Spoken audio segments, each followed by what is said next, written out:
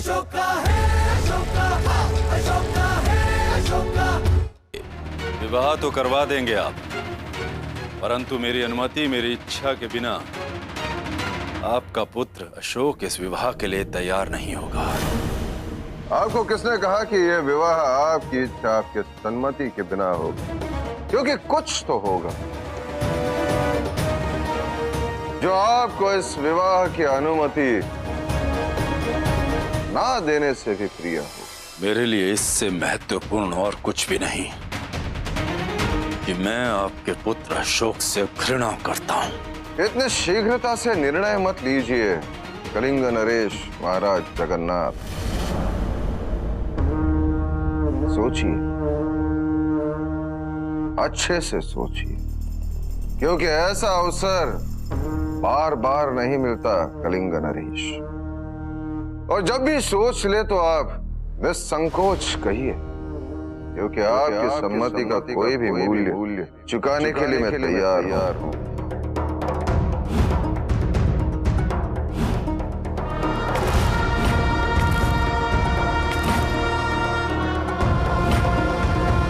मैं विवाह की तिथि सुनिश्चित करवा रहा हूं।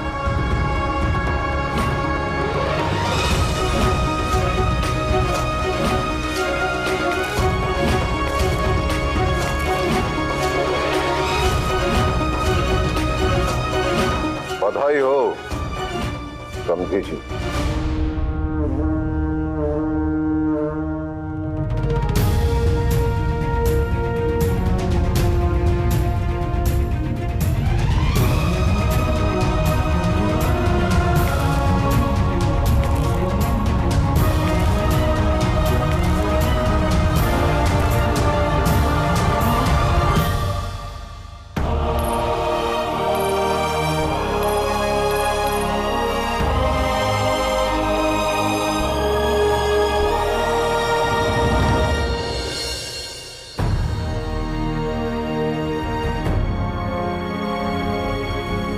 ईश्वर ने मेरी प्रार्थना स्वीकार कर ली।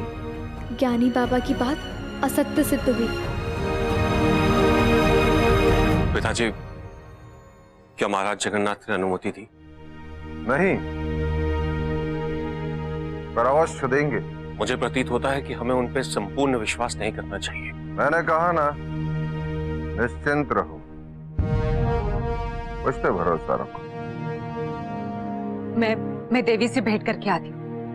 उसे शुभ मुहूर्त पता है, वो किसी साधु से मिलने गई थी।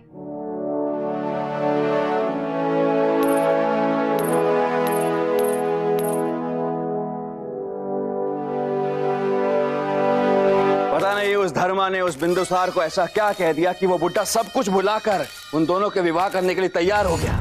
वो बिंदुसार को कठपुतली की भांति अपनी उंगलियों पर नृत्य करवाना अच्छे से जानती है। वो जानती है कि सम्राट कान के कच्चे, पता नहीं कौन सी कुट्टी पिलाती है। यदि यही दशा रही तो वो दिन दूर नहीं जब वो धर्मा कैकई के भांति हमारे लिए वनवास और अशोक के लिए मगध का राज सिंहासन मांग लेगी और हम कुछ नहीं कर पाएंगे। कुछ करो, उस दांव पे लड़ाओ मां, अन्यथा मैं ये सोचने पर विवश हो जाऊंगा कि आयु के साथ साथ आपकी बुद्धि भी अब मंद हो चुकी है। शिष्टाचार भूल गए हो सुखी?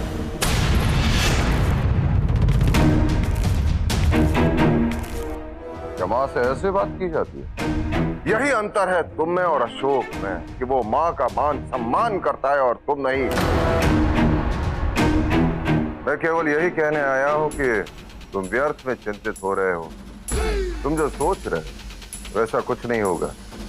मैंने आज तक जो भी निर्णय लिए हैं वो परिवार को जोड़े रखने के लिए लिए, किंतु आज मुझे आभास हुआ कि परिवार को प्राथमिकता देकर मैं मगध की सुरक्षा को संकट में डाल रहा, और अब मैं ऐसा कदापि नहीं होने दूंगा। यदि पिताजी ऐसा है तो आपने राजा जगन्नाथ को क्षमा क्यों कर दिया और कौरवकी का विवाह अशोक के साथ करने के लिए आप क्यों तैयार हो गए? क्योंकि अब मैं वही करने जा रहा हूं जो मेरे साथ किया गया है। जिन पर भी मैंने विश्वास किया उन्होंने मेरे पीठ में छुरा भोंका है। अब मैं जिस प्रकार प्रतिशोध लेने जा रहा हूं उन विश्वासघातियों को इसकी कल्पना भी नहीं होगी। अपने शत्रुओं को ऐसे भ्रम में डालूंगा कि उन्हें अपना विजय सुनिश्चित लगने लगेगा। तब मैं उन्हें हराऊंगा, केवल हराऊंगा नहीं, उनका सर्वनाश कर दूंगा। सम्राट, आज मैं इतनी प्रसन्न हूं कि व्यक्त करने के लिए मेरे पास शक्ति नहीं। अंततः आपको समझ में तो आए कि आपकी पहली पत्नी और आपका ज्येष्ठ पुत्र दोनों ही आपके प्रेम और विश्वास के अधिकारी हैं। आपका ज्येष्ठ पुत्र सुशील, वो ही राज सिंहासन का योग्य उत्तराधिकारी है। सम्राट, देर से ही से आपको सत्य का बोध तो। हाँ, मुझे सत्य का आभास हुआ। मैंने सुनिश्चित कर दिया है कि दुष्ट मां और उसके पुत्र के मन में कोई भी षड्यंत्र न उठे। तुम दोनों विवाह होने तक कोई भी अनुचित कार्य नहीं करो। विवाह बहुत ही शांतिपूर्ण ढंग से संपन्न होना चाहिए। अवश्य पिताजी, आप हमारी ओर से बिल्कुल निश्चिंत हो जाइए।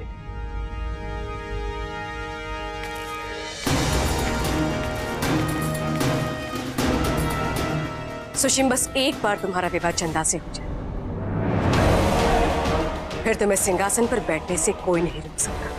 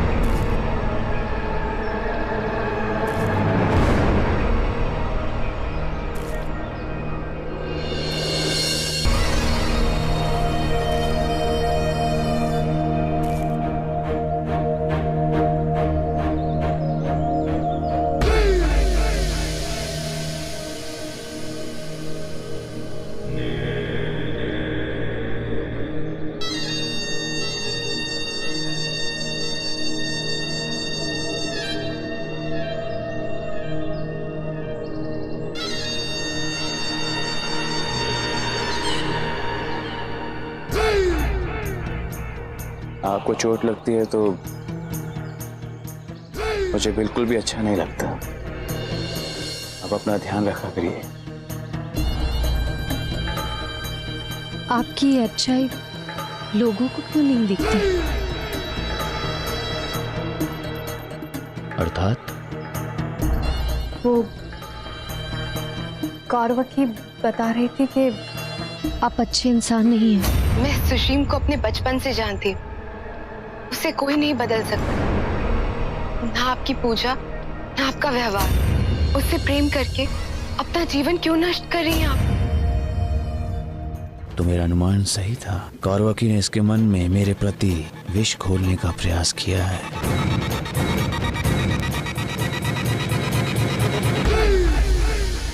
आपको दूसरों की बातों से चिंतित नहीं होना चाहिए।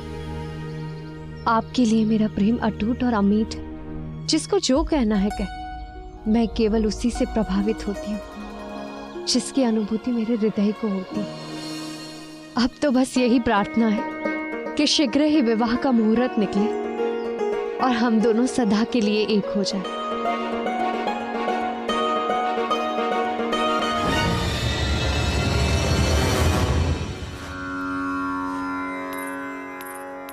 सबसे अधिक तो तुम्हें ही चिंता थी कि उन दोनों का विवाह निर्विघ्न संपन्न हो। तुमसे ऐसी असावधानी की अपेक्षा नहीं थी देवी। कहाँ रख कर भूल गए? काकी यहीं कहीं रखा था। नहीं मिल रहा है तो जाने दो, लेकिन साधु बाबा ने मुहूर्त और तिथि तो बताई होगी।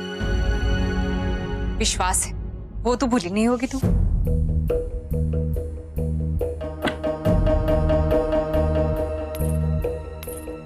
क्या हुआ देवी, कुछ छुपा रही हो मुझसे?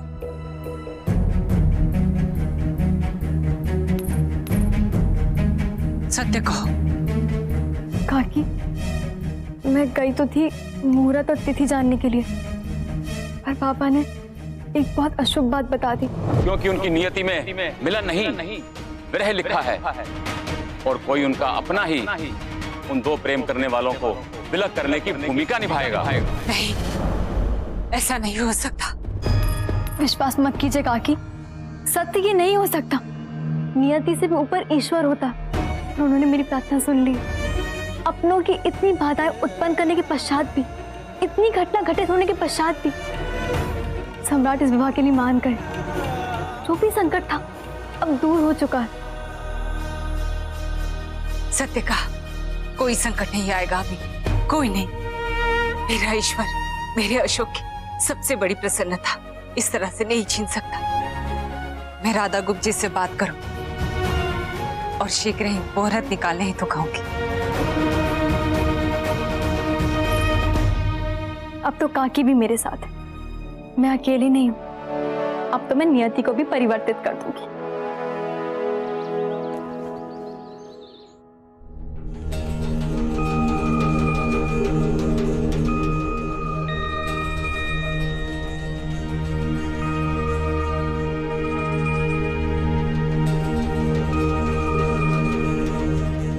एक सप्ताह के अंदर ही शुभ मुहूर्त का संयोग बन रहा है सम्राट। तिथि निश्चित की जाए। यदि आपको यह स्वीकार्य है तो फलदान के लिए कल का दिन बहुत ही शुभ है, जो यह सुनिश्चित करेगा कि विवाह के लिए दोनों परिवार पूर्ण रूप से सहमत हैं। विवाह की तैयारियां आरंभ की जाए। भगत के राजसी विवाह में कोई भी बाधा स्वीकार्य नहीं होगी मुझे।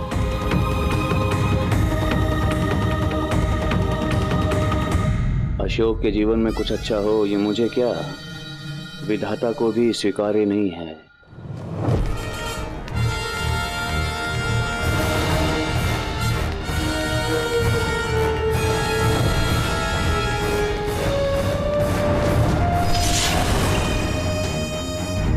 राजभवन विवाह के आयोजन में खोया होगा। बिल्कुल सही समय है पाटलिपुत्र के गलियारों को रक्त से रंगने का, उसे अपने अधीन करने का।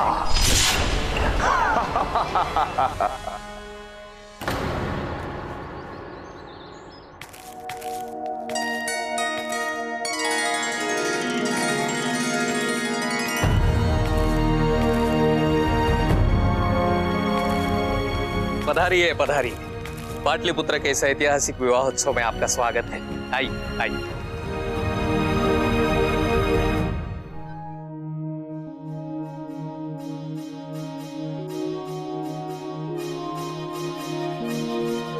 नववधू कौरकी है या अप्रति है? बहुत सुंदर दिख रही है। मैंने कभी सोचा भी नहीं था कि अशोक का विवाह किसी राजकुमारी से होगा, और आप उसके पिता उसको आशीर्वाद देने के लिए उपस्थित रहेंगे।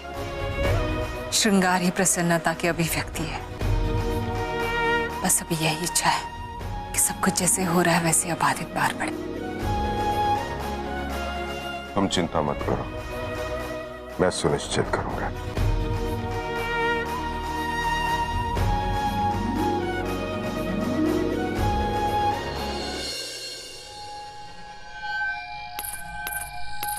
एक तो उस कौरवकी के पिता के कारण राजकोष हमारे हाथों से निकल गया, और वो कौरवकी चंदा से यह कह रही है कि मैं उसके योग्य नहीं हूं।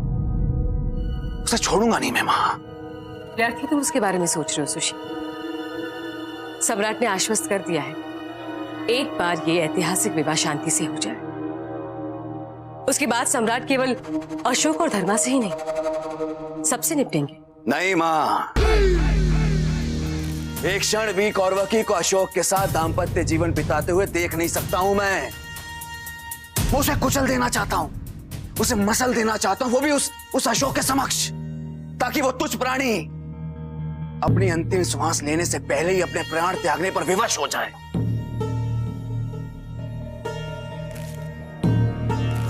यदि इतने महत्वपूर्ण दिन को मेरा पुत्र ऐसी अभिलाषा रखता है तो मैं उससे अवश्य पूर्ण करूंगी।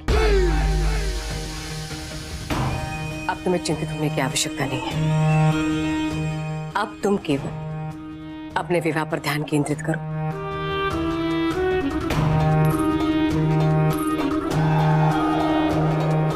और मैं वो करूंगी जिससे वास्तव में ये विवाह इतिहास के पृष्ठों में ऐतिहासिक हो जाए।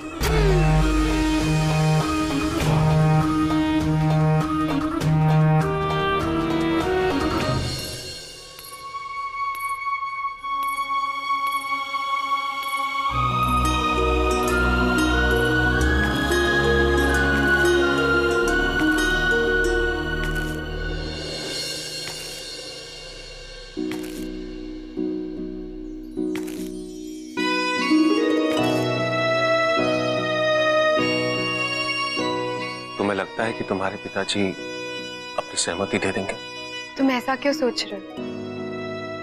ईश्वर पर विश्वास रख।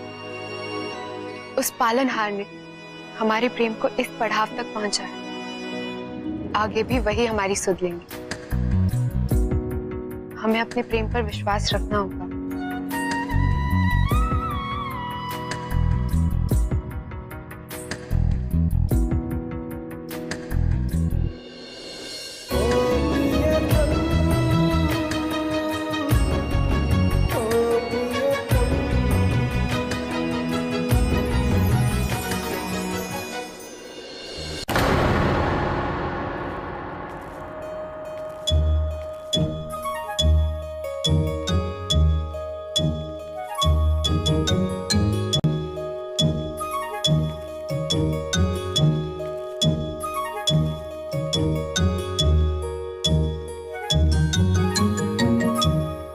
इसमें और सूखे मेवे डालिए। खीर बनी कि नहीं? अशोक भैया को बहुत प्रिय है।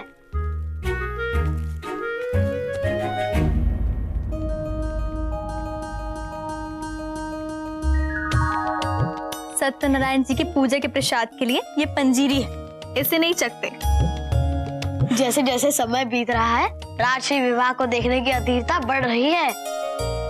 मैं भी उसी दिन की प्रतीक्षा कर रही हूँ, पर उससे पहले सत्यनारायण जी की पूजा तो आरंभ हो जाए। ओम प्रारंभे निर्विघ्नास्तु वसुदेव सुतं देवं कंस चाणूरमर्दनं देवकी परमानंदं कृष्ण वंदे जगद्गुरुम्।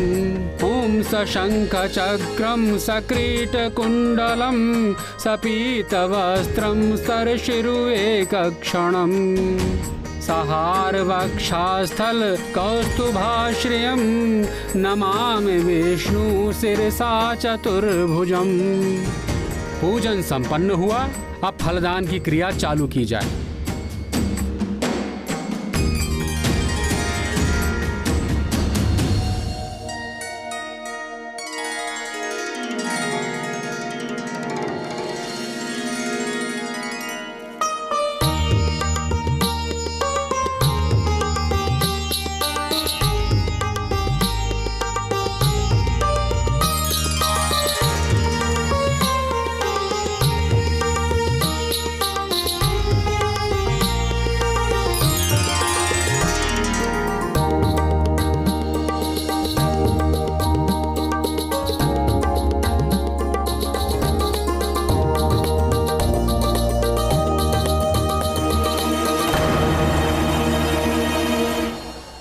अब राजकुमार अशोक राजकुमारी कौरवकी के फलदान की विधि प्रारंभ करें।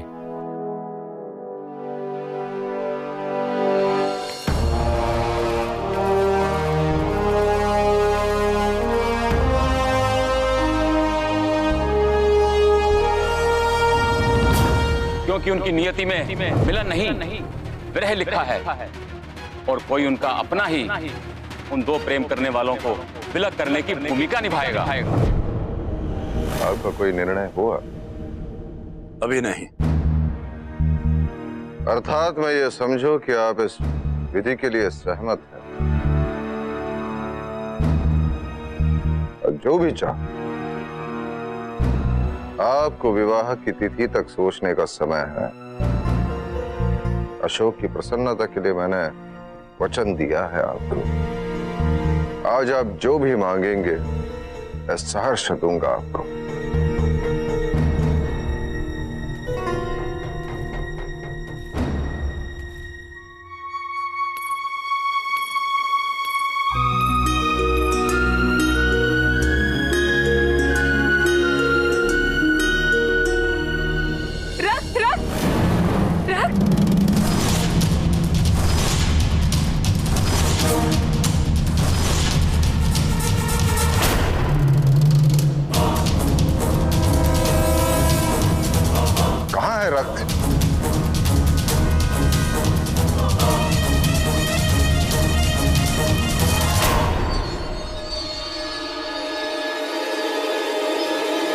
शुभ अवसर पर रक्त शब्द का प्रयोग होना अशुभ होने का संकेत है।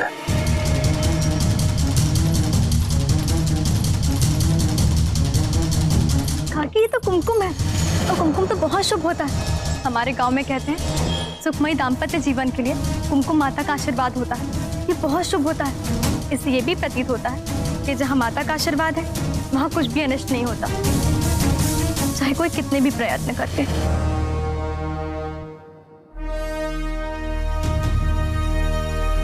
हे ईश्वर, अब किसी भी प्रकार की कोई बाधा उत्पन्न ना हो।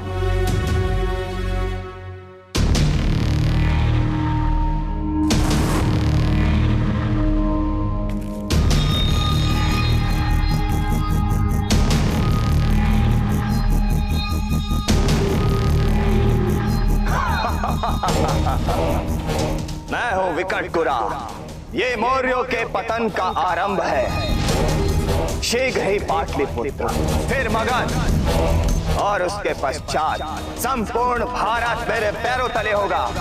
और मुझे ऐसा करने से रोकने के लिए किसी वीर की भुजाओं में इतना बाहुबल नहीं, उस अशोक में भी नहीं जिसकी नियति में अखंड भारत का निर्माण करना लिखा है।